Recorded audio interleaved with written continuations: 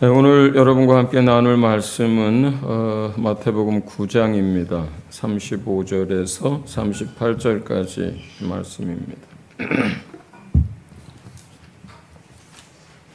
교독하겠습니다. 35절에서 38절 제가 먼저 읽습니다.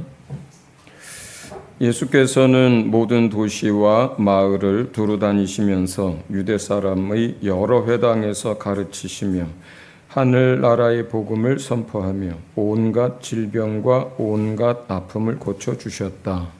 예수께서 무리를 보시고 그들을 불쌍히 여기셨다. 그들은 마치 목자 없는 양과 같이 고생에 지쳐서 기운이 빠져 있었기 때문이다. 그래서 제자들에게 말씀하셨다. 추수할 것은 많은데 일꾼이 적다. 그러므로 너희는 추수하는 일꾼에게 그의 추수밭으로 내보내시라고 청하여라. 아멘.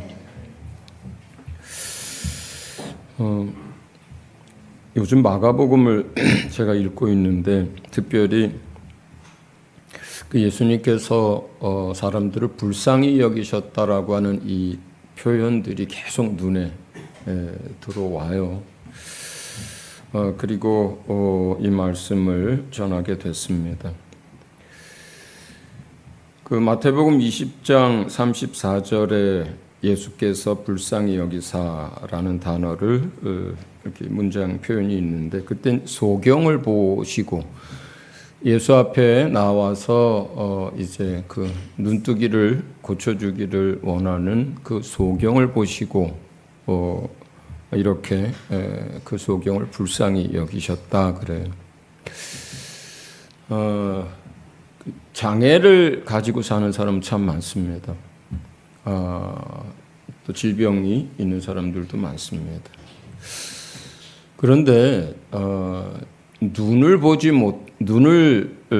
이제 실명을 하거나 이제 태어나면서부터 보지 못하게 된 사람들의 삶은 사실은 그 어떤 장애를 가진 사람들보다 많이 힘듭니다.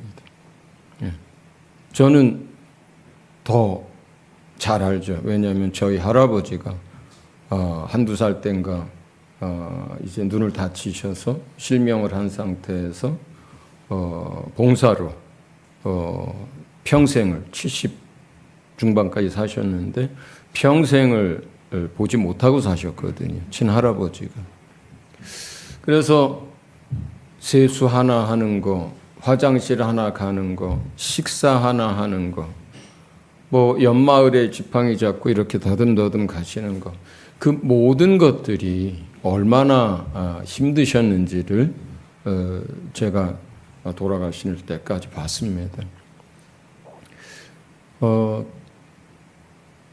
아예 처음부터 소경으로 태어난 사람은 더 그래요. 그래도 살다가 소경이 되는 사람들 눈에 이제 문제가 그러면 그 전의 기억들과 어떤 세상을 본 것들과 색깔에 대한 것과 뭐 산이며 꽃이며 이런 것들이 있잖아요. 그래서 사람들하고 이야기를 하거나 TV를 볼 때도 그게 들어와요. 이미지가. 그런데 태어나면부터 소경으로 태어난 사람들은 그것조차 없어요. 네. 그러니까 어둠 가운데서 계속 삶을 살아가죠. 그 소경이 나왔을 때 주님 앞에 그 사람의 그 어둠과 또 힘든 인생을 누구보다 주님 잘 아셨기 때문에 정말로 불쌍히 여기는 마음을 가지고 그 소경을 고칩니다. 또 마가복음 1장 41절에 보면 문둥병자가 나왔는데 예수님께서 그를 불쌍히 여기사 이렇게 기록되어 있어요. 요즘에야 한센병도 치료약이 있지만 불과 뭐 몇십 년 전만 해도 소록도 같은 데는 그런 나병 환자들이 모여서 살았습니다. 불치병이고 천형이라 그랬어요. 저주받은 병이라 그랬어요. 저 어렸을 때만 해도 저희 고향이 김포오고 농촌에 있었는데 그때만 해도 이렇게 얼굴 대충 감싸고 이렇게 손 이렇게 감싸고 구걸하러 다니는 문둥병자들이 있었어요. 그러니까 문둥병에 걸리면 가족들과 함께 못 삽니다. 사실 전염되는 건 아닌데 그런다고 생각을 했거든요. 또 특히 이스라엘에서는 그건 부정한 병이었기 때문에 손에 닿기만 해도 서로 부정하고, 그가 어떤 그릇을 먹고 막 해도 그것을 닿아도 부정하고, 그래서 가족들로부터 격리되고 사회로부터 버려지고, 그리고 희망이 없는 삶을 살아요. 아침에 일어나 보면 코가 떨어지고, 그 다음 날에 보면 손가락이 하나 없어지고, 아무런 희망이 없는, 감옥에 갇혀 지내도요, 그래도 30년 후에 내가 석방될 수 있다고 하면 사람은 그 희망 때문에라도 버티고 살아갑니다. 그런데 많은 병 중에 이 문둥병이라고 하는 것은 가족, 사회 모든 삶에서 무너지고 버려졌을 뿐만 아니라 천형이라고 하고 정말 저주받은, 영적으로도 저주받은 그런 병이라고 여기고 방법이 없기 때문에 손이 떨어져 가는 걸, 발가락이 떨어져 가는 걸, 진물이 흐르는 걸 보면서 죽어가는 삶을 살아요. 그 삶을 살던 문둥병자가 예수에 대한 소문을 듣고 나왔을 때, 우리는 이렇게 말로, 머리로 이해하지만 예수님은 가슴으로 이해하고 그의 모든 삶들을 이해하셨죠. 그래서 그 사람을 보자마자 그의 영혼이 얼마나 고통 가운데 있는지, 희망이 없는 삶이라는 게 어떤 건지를 주님 아시기 때문에 그를 불쌍히 여기셔서 그를 고쳐줍니다. 마가복음 5장 19절에는 거라사 지방에서 귀신 들렸던 사람을 고치실 때 이야기입니다. 예수님이 그 사람을 고치고 나서 그 사람이 예수님이 가시는 곳을 같이 가겠습니다라고 할 때 만류하시면서 너를 불쌍히 여기신 것을 가서 너희 가족들에게 전해라. 하나님이, 주께서 너를 어떻게 불쌍히 여기셨는지, 이 소경이나 문둥병 그래도 예수에 대한 소문을 듣고 고쳐달라고, 또 예수님께 나가면 고침을 받을 거라고 하는 믿음이 있어서 나왔지만, 이 귀신 들린 사람은 그런 믿음이 있는 것도 아니에요. 그리고 그가 먼저 예수님 앞에 고쳐달라고 나온 것도 아니에요. 예수님이 먼저 그 사람에게서 귀신이 떠나갈 것을 명령하셨거든요. 한번 생각해 보세요. 하나님의 형상과 모양으로 지은 그러한, 하나님이 자녀 삼아서 영원히 함께 하려고 지은 그러한 존귀한, 그러한 피조물로, 사람으로 지음을 받았는데, 이 사람 안에 몇 천이나 되는 수많은 악한 영들이 들어가서 옷도 입지 않고 산에 뛰어댕기고 무덤 사이에서 공둥공둥거리고 소리 지르고, 거기에다가 손이나 발에다가 쇠소랑으로 뭘 묶어도 그 악한 영들의 역사가 얼마나 강한지 그거 다 끊어내고, 사람들이 그 가까이 가지도 못하고 울부짖고 뛰어댕기고, 몰골은 어떻게 했어요? 옷도 안 입고 머리고 뭐 엉망인 짐승이잖아요. 짐승만도 못하잖아요. 짐승처럼 살고 있잖아요. 사람이, 하나님의 형상으로 지음받은 사람이.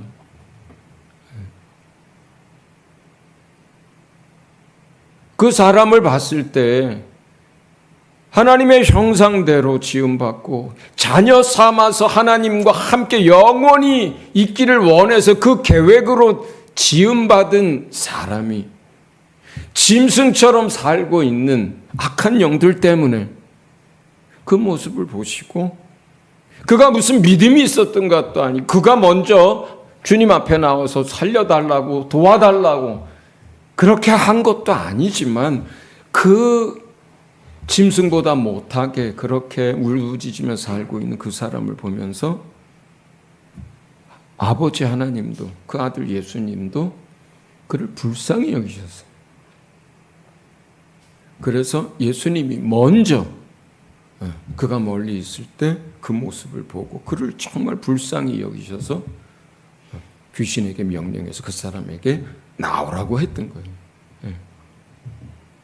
그 다음에 누가복음 7장 13절에 보면 어떤 과부가 아들 하나를 그 인생의 소망으로 여기고 희망으로 여기고 기쁨으로 여기고 살다가 그 청년의 나이에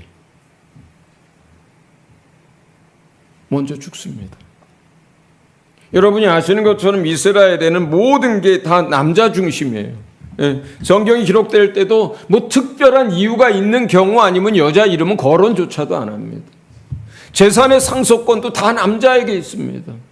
남편이 죽으면요, 오늘날 1.5로 여기 아내분들이 받잖아요. 그런데 이 시대는 뭐예요? 그 여자한테 가는 게 없어요. 누구한테 가요? 아들한테 가버려요. 그냥 나를 툭 건너뛰어서 그냥 가버려요. 아들도 없어. 손자가 있으면 그걸 그냥 넘어가 버려요. 소유물처럼 여기던 거예요. 이런 세상 속에 남편은 먼저 죽었어요. 일찍 죽었어요. 애는 어린데 그 인생의 소망이고 인생의 기쁨이었을 텐데 그 소년마저 죽어버립니다. 그 나인이라고 하는 성에서 장사를 지내기 위해서 사람들이 이제 죽은 자를 메고 나옵니다. 예수님이 그 나인성을 지나가시다가 그걸 보게 됩니다. 그 하나밖에 없었던 아들을 잃은 남편도 없는 그 여자가 슬피 울고 땅이 꺼져가듯이 죽을 것 같은 그런 아픔을 가지고 부축을 받으면서 걸어가고 있었을 거예요. 그걸 보시고 그 과부가 예수님을 먼저 알아본 것도 아니고 예수님한테 와가지고 그 발 앞에 무릎을 꿇고 눈물을 흘린 것도 아니고 불쌍히 여겨달라고 한 것도 아님에도 불구하고 장례 행렬을 멈추고 그 과부를 세우고 그리고 그를 불쌍히 여기셔서 지나온 그 과부의 삶이 어땠는지, 아들을 잃어버리고 그 남은 삶이 어떨지 누구보다 잘 아시는 주님이시기 때문에 그를 보시고 불쌍히 여기셔서 울지 말라 하시고 그 죽은 아들을 살립니다. 마가복음 6장 34절에 보면은 큰 무리를 보시고 그 목자 없는 양 같음으로 인하여 불쌍히 여기사 이렇게 표현하시고 그들이 돌아갈 때 허기져서 쓰러질까 봐 오병이어의 기적을 일으키는 장면이 나옵니다. 이게 그 지도 하나 볼까요? 어떻게 된 거냐면 이야기가 제가 잠깐 저쪽으로 가서 안 될 거예요. 자, 여기가 디베리아 바다예요. 이게 호수죠. 디베리아 바다입니다. 예수님이 사역을 하시다가 여기서 디베리아라고 하는 도시에서 로마 황제 디베리우스의 이름을 따서 만든 도시예요. 큰 마을이에요. 여기서 병든 자 고치고 귀신에게 사로잡힌 자 자유케 하시고 죄 가운데 회개하는 자 용서하시고 사역을 하시다가 사람들이 너무너무 많이 몰려 들어왔어요. 그래서 그 다음으로 어디로 가시는데 걸어서 가지 않고 배를 타고 제자들과 함께 요렇게 해안선을 따라서 요렇게 벳세다로 갑니다. 여기가 벳세다예요. 사도들 가운데 최소한 7명 정도의 고향이에요. 베드로, 야고보 다 여기 사람들이에요. 그런데 이게 갈릴리 바다가 밑에서부터 북쪽까지 남북으로 21km 정도 됩니다. 동서로 13km 정도 됩니다. 디베리아는 가운데 정도 있습니다. 근데 예수님이 제자들하고 배를 타서 이쪽으로 이렇게 간단 말이에요. 그러니까 여기에 있었던 사람들이 예수님을 쫓아가는데 막 뛰고 빠른 걸음으로 이게 몇 킬로 안 되잖아요. 해안가로 이렇게 가잖아요. 다 보여요. 한강이 긴 데는 2km도 넘습니다. 다 보이거든. 그거 보면서 계속 따라가는 게 사람들이 막 뛰어가요. 가다가 겟네사렛이라고 하는 그 마을 지납니다. 사람들이 막 몰려갑니다. 무슨 일이야, 무슨 일이야. 예수님이 지금 저쪽으로 가고 있어. 그래, 나도 가야지. 가다가 가버나움에 들렸습니다. 거기 갔더니 더 큰 마을이야. 무슨 일이냐고 하니까 사람들이 예수님이 절로 가신다고 하니 거기서 또 사람들이 몰려서 이렇게 해서 많은 사람들이 걷다가 뛰다가 해가지고 예수님이 디베랴 바닷가에 도착을 했는데 먼저 와 있었어요, 사람들이. 마가복음에 그렇게 기록돼 있어요. 그리고 그 사람들이 많으니까 집에서 할 수가 없어요. 그래가지고 들로 가셔요, 들판으로. 그래서 거기서 그들을 보시면서 하신 이야기예요, 이게. 측은한 거예요.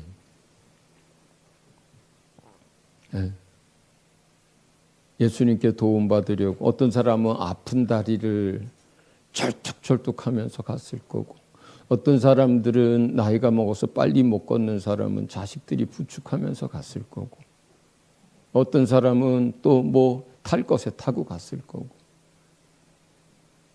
아직도 아픈 사람이 많고, 아직도 마음에 맺힌 사람이 많고, 아직도 예수님의 말씀 한 번 더 듣고 싶어 하는 사람들이 많고, 예수님 가까이서 보고 싶은 사람들이 많고, 뛰다가 걷다가 최소한 제가 계산해 보니까 13km에서 15km 정도 갔더라고요. 네. 저처럼 걸음이 빠른 사람은 4km 40분이면 걸어요. 그냥 걸어가도. 네. 그러면 예를 들어서 16km다. 그러면 4,4,16 거의 2시간 좀 3시간 정도 걸렸을 거예요. 조금 노인네들이나 이런 사람들은 4시간도 걸리는 사람이 있었을 거예요. 5시간 걸리는 사람들도 있었을 거예요. 그 길을 예수님 다시 보겠다고, 예수님 다시 말씀 듣겠다고, 예수님 앞에 다시 나가겠다고, 고쳐달라고, 위로해달라고, 용서해달라고 사람들이 예수님보다 먼저 거기에 와서 예수님 기다리고 있는 걸 보면서 하신 이야기예요. 그걸 표현한 거예요. 지금 이야기가. 마치 목자가 없는 양들 같은 그 큰 무리를 보고 주께서 그들을 불쌍히 여기사 다시 하나님의 나라에 대해서, 아버지 하나님에 대해서 가르치고 복음을 전하고. 시간이 늦어버렸잖아요. 제자들은 돌려보내서 가까운 마을에라도 가서 뭐라도 사 먹게 하려고 하는데 그들이 돌아가다가 허기져 쓰러질 것 같아서 그들을 불쌍히 여기셔서 오병이어의 기적을 일으켜서 그들을 먹이신 날 이야기를 하고 있는 거예요. 오늘 본문 마가복음 9장 35절 36절에 많은 마을들, 조금 큰 마을, 옛날 도시들 다니시면서 회당에서 가르치고 복음을 전하고 모든 병을 고치고 모든 약한 것을 고쳤습니다. 가는 곳마다 많은 무리들이 있었고, 가는 곳마다 아픈 사람들, 가는 곳마다 깨어진 인생을 사는 사람들, 가정이 깨어지고 육체가 깨어지고 이런 사람들 투성이었어요. 어느 마을에 가도, 어느 도시에 가도, 어느 회당에 들어가도. 그래서 그 무리를 보고 불쌍히 여기셨습니다. 그들이 목자가 없는 양 같아서 고생하고 기진했기 때문이라고 합니다. 목자가 없는 양을 한번 생각해 보세요. 양은 자주 말씀드리지만 하다못해 방어할 수 있는 뿔도 없어요. 예. 그리고 양은 뛰어봤자 우리 저 초등학생 달리기랑 양이랑 달리면 우리 주원이가 더 빨라요. 도망도 못 가요. 방어도 못 해요. 그런데 눈도 나빠요. 그래서 자기가 알아서 어딜 찾아가지도 못하고 먹을 걸 찾아가지도 못해요. 목자가 없으면 굶주립니다. 목자가 없으면 양은 시간 문제예요. 죽는 것은. 목자가 없으면 다쳐도 자기 스스로 어떻게 할 줄도 몰라요.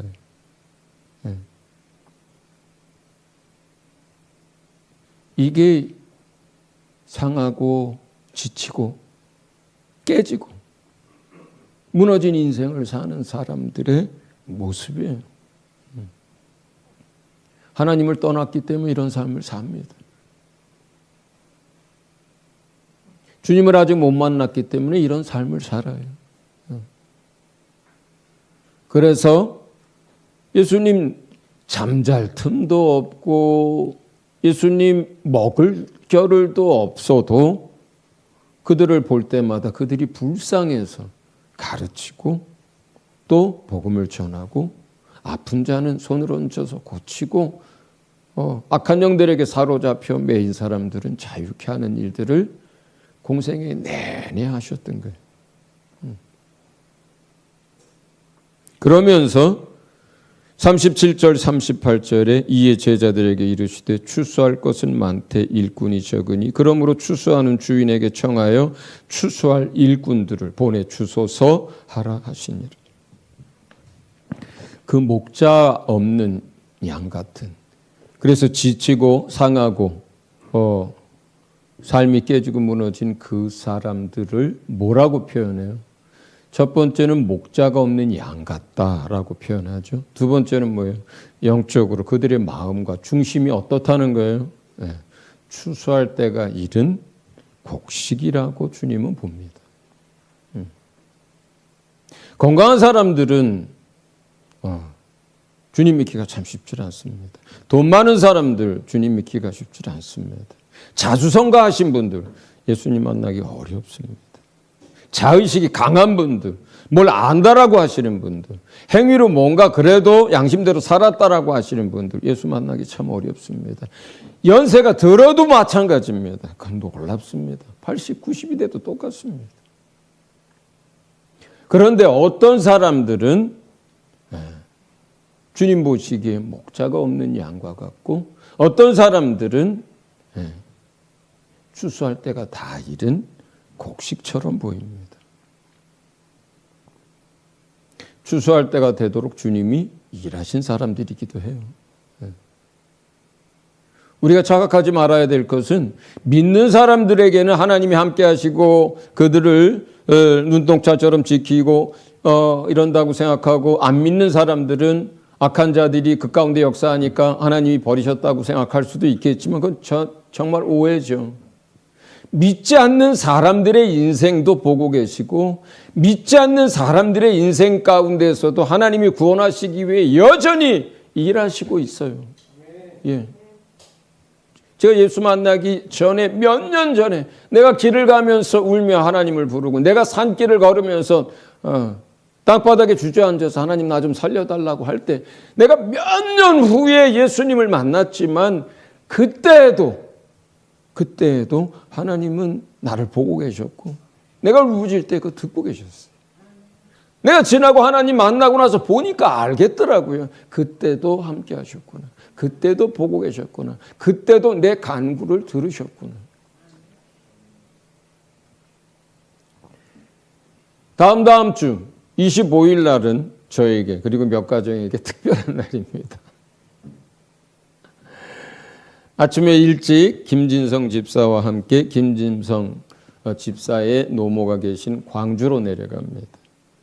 그래서 그 노모에게 하나님의 사랑과 주의 은혜와 또 복음을 나누고 도우려고 합니다. 점심때쯤 되겠죠. 청양으로 이동을 해서 민정홍 집사 어머니 아버지를 뵙고 복음을 전하고 말씀도 가르치고 은혜도 나누려고 합니다. 아직 확정은 안 됐지만 이제 윤혜숙 간사님이 같은 청양이에요. 고향. 거기 어머니 아버지가 계셔요. 거기를 들려서 저녁 무렵에 올라오려고 합니다. 세 가정을 들려서. 그런데 왜 제가 거기를 가려고 하고 또 지금이어야 하느냐. 그동안 그 자녀들이 부모님을 위해서 기도하고 또 한 달에 한 번씩 멀어도 계속 내려가서 복음을 전하고 함께 온라인 예배도 드리고 본인들이 또 예배도 하고 하면서 그동안 씨를 뿌리고 물을 주고 그리고 하나님 앞에 부모님들을 섬겼거든요. 그 과정들을 통해서 부모님들의 마음이 조금씩 열리고 그리고 귀를 기울이고 있고 네가 내 가까이 살고 함께 갈 수 있다면 함께 교회 가는 것도 좋지. 또 그전에는 잘 몰랐는데 아버님한테 주로 말씀을 전하려고 했는데 아버님은 조금 듣다가 딴전을 피시는데 어머니가 자꾸 귀를 기울이면서 이렇게 다가오는 분도 있고 또 우리 윤 간사님 어머님은 이제 사실은 저는 한 번도 본 적이 없지만 서진교회 성도라고 생각해요. 저희 온라인 예배하는 성도예요. 오랫동안.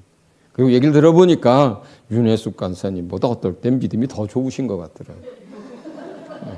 뭔가 염려하고 뭐 할 때 왜 믿는 사람이 뭐 이런 아버님은 아직 또 그렇고 민집사님네도 어머니도 아버님도 아버님은 몇 번 영접을 하셨는데 지금 이제 치매 초기이고 이제 이런 것들이 있어서 어떤지 잘 모르겠고 그래서 광주 찍고 청양 찍고 두 군데 찍고 주의 은혜를 나누는 순회 신방날로 잡았습니다. 그리고 그 다음 날은 제가 피곤하기 때문에 또 말씀 잘 전하신 우리 문 목사님이 말씀을 전할 거예요. 여러분, 김주성 집사 어머니는 지금 몸 안에서 피가 생성이 안 되기 때문에 계속해서 수혈을 받으면서 삽니다. 또 민 집사님 아버님은 치매 초기여서 계속해서 이제 장애들을 계속 이제 안고 살아가기 시작하셨습니다. 또 우리 그날은 못 가지만 우리 최재원 간사님 부모님도 아프시고 살림을 거의 못합니다. 아프고 기억력이 점점 쇠퇴하여지고 살림조차 할 수가 없고 내 안에서 피가 만들어져서 그걸로 살 수도 없고 어떤 거예요? 지금 여기서 나오는 것처럼 주님 보시기에는 목자 없는 양 같고 기진하고 고생하고 추수할 때가 이른 곡식 같은 분들이라고 생각을 합니다.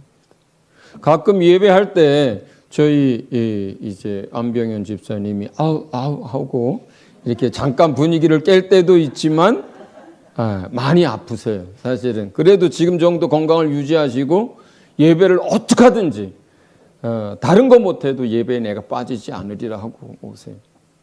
이런 분들이 있는 거예요. 80, 90 다 돼가면서. 그 자녀들이 불쌍히 여기는 것보다 부모님을 목회자인 제가 그분들을 불쌍히 여기는 것보다 누가 더 그분들을 안쓰러워하고 불쌍히 여기실까요? 주님이 그렇죠. 하나님이 그래요. 하나님이 그래요. 그 한 분들 그 삶이 점점 힘들어지고 자기 몸 하나 간수하기 힘들어지는 그분들을 바라보시는 하나님이 그래요. 안타깝고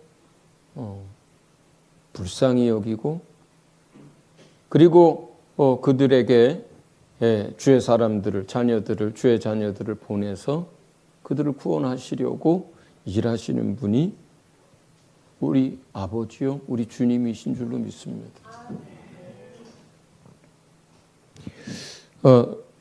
사진 하나 보겠습니다. 한 가정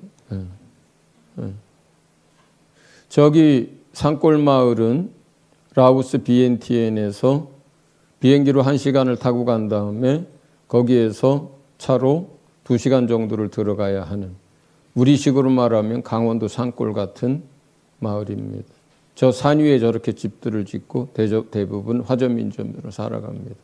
오른쪽에 있는 이 젊은 사역자는 타이터라고 해요. 지난 3년 동안 그 바이블 아카데미를 한 번도 안 빠지고 그 먼 곳에서 와서 누구보다 열심히 배우고, 그 다음에 배운 것을 돌아가서 교인들을 모아서 그걸 가르치고, 그 가르치고 있는 것, 제가 어떤 그림을 그려서 가르친 걸 그대로 가서 그 칠판에다 그림을 그려가지고 가르치고 있는 걸 다른 사람이 사진 찍어가지고 배선 교사한테 보내고 저한테 보냈더라고요. 그렇게 젊은데 힘을 다하여 복음을 전하고 실물 다하여 이 마을 저 마을 다니고 오토바이 타고 다니고 전도하러 다니고, 그러다가 지난주에 갑자기 주님이 부르셔서 소천했어요. 병원에 가지도 못했어요. 산골이고 돈도 없고 가족들도 많아요. 이 어린아이 아내가 이렇게 젊습니다. 이 동생 중에 하나가 팽터예요. 지금 라오스에 있는 짜이마이 센터 중에 하나의 3학년 형제 리더가 팽터예요.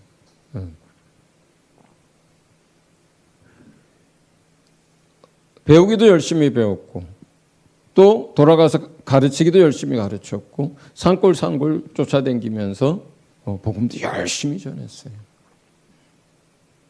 우리는 알지 못하지만 주님이 이 젊은 나이에 데려갔습니다.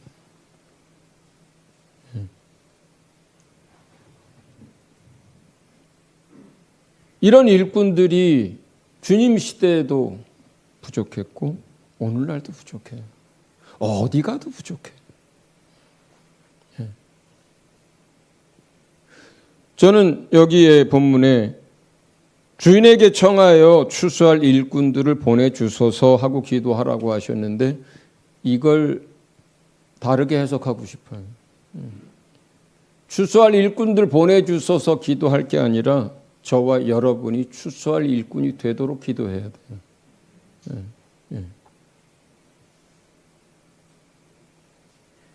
내가 추수하는 사람이 되게 해주세요.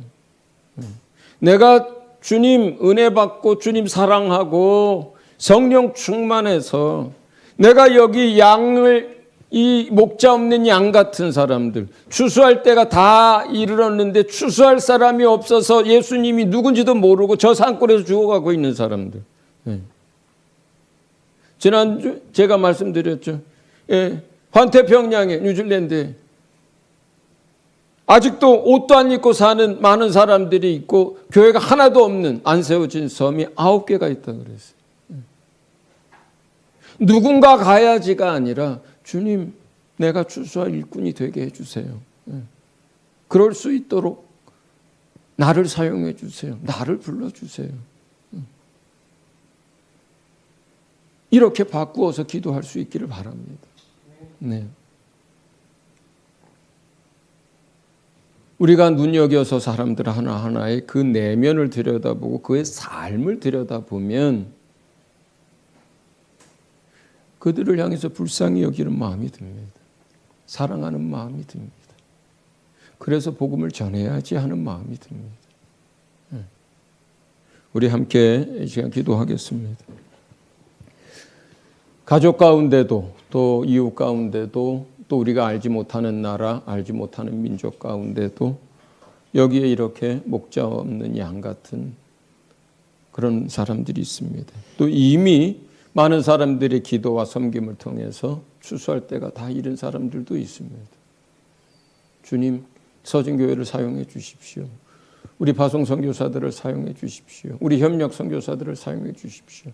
그리고 내가 여러분 가정에, 직장에 또 알지 못하는 곳에 추수하는 일꾼이 돼서 쓰임받게 해주세요. 우리 한 목소리로 같이 기도하겠습니다.